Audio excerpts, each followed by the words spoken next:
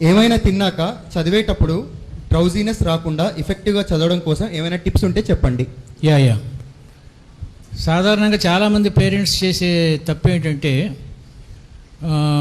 భోజనం చేసి చదువుకోమా అంటారు. 6/6/6 ఫార్ములా అంటారు దీన్ని. అంటే చదువుకోవటానికి 1 అవర్ ముందు 6 రకాల పదార్థాలు తినకూడదు.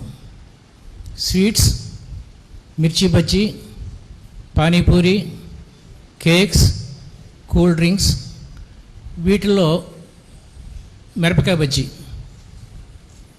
క్యాప్సకైసిన్, సాక్రిన్ అని 2 పదార్థాలు ఉంటాయి. మనం చదువుకునేటప్పుడు బ్రెయిన్కి బోల్డ్ ఆక్సిజన్ కావాలి.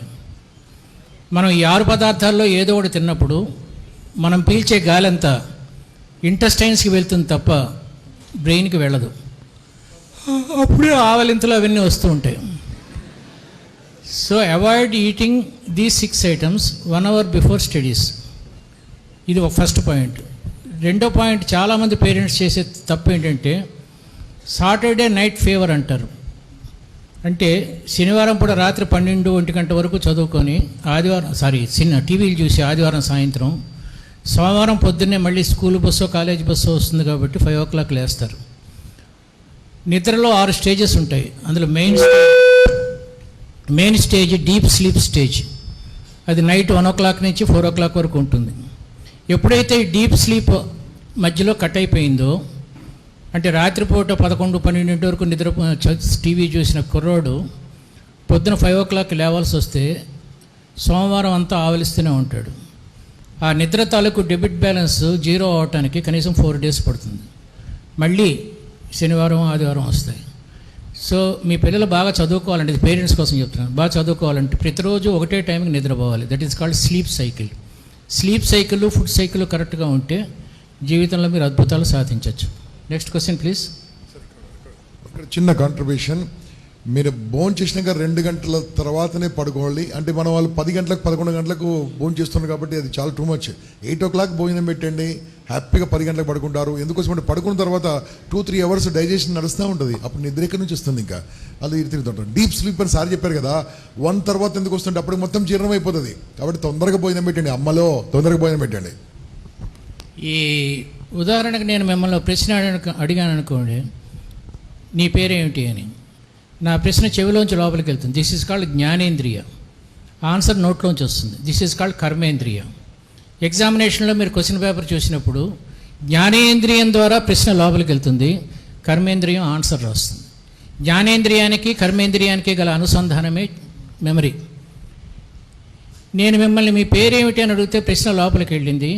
ఇక్కడ న్యూరాన్స్ ఉంటాయి.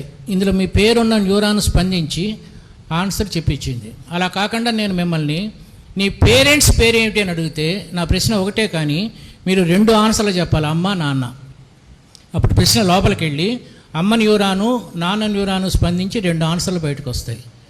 a+b² ఎంత అని అడిగితే a² + b² + 2ab. ఇక్కడ 3 న్యూరాన్స్ స్పందించాలి. ఈ న్యూరాన్స్ని కల్పించే సన్నటి గీతని యాక్సాన్స్ అంటారు. ఈ యాక్సాన్స్ ఎప్పటికప్పుడు మారిపోతూ ఉంటాయి. మీరు రాత్రిపూట లైఫ్లో పైకి రావాలంటే, బాగా ఫస్ట్ క్లాస్లో పాస్ అవ్వాలంటే పడుకోబోయే ముందు 15 నిమిషాలు చదువుకుని పడుకోవాలి. పొద్దునుంచి సాయంత్రం వరకు కాలేజీలో మీరు a+b² చదివితే a² + b² + 2ab అని ఒక ట్రయాంగిల్ బాండ్ తయారవుతుంది. ఆ తర్వాత మీరు టీవీ చూస్తే అందులో ఏదైనా పాట వస్తే నువ్వు వస్తానంటేనే వద్దంటానా అని ఈ ట్రయాంగిల్ బాండ్ పెంటగాన్ బాండ్ అయిపోతుంది. a² + నువ్వు వస్తానంటే + b² + నువ్వు వద్దంటానా + 2ab అవుతుంది. ఆ పెంటగాన్ బాండ్లో ఈ యాక్సాన్స్ 3 ఎక్కువ వాటిని బాండ్ చేసి ఉంచలేవు, అందుకని 2 బయటికి వెళ్ళిపోతాయి.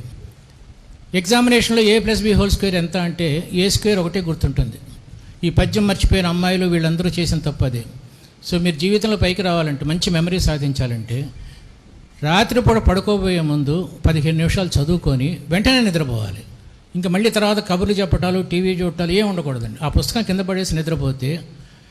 ఇదంతా నేను మా ఫాదర్ నాకు నేర్పాడు, నేను మా అబ్బాయికి నేర్పించాను. Who is a state ranker in 10th class, intermediate, so అంతా అలా వచ్చినాయి. ఇవన్నీ రావడానికి కారణం ఏంటంటే చిన్న చిన్న చిట్కాలండి. భోజనం చేసిన తర్వాత ఈ 6 పదార్థాలు తినకుండా ఉండటం, రాత్రిపూట 10 నిమిషాలు చదువుకొని నిద్రపోవటం, ఇలాంటి చిన్న చిన్న చిట్కాలు ఉపయోగిస్తే స్కై ఈజ్ ద లిమిట్.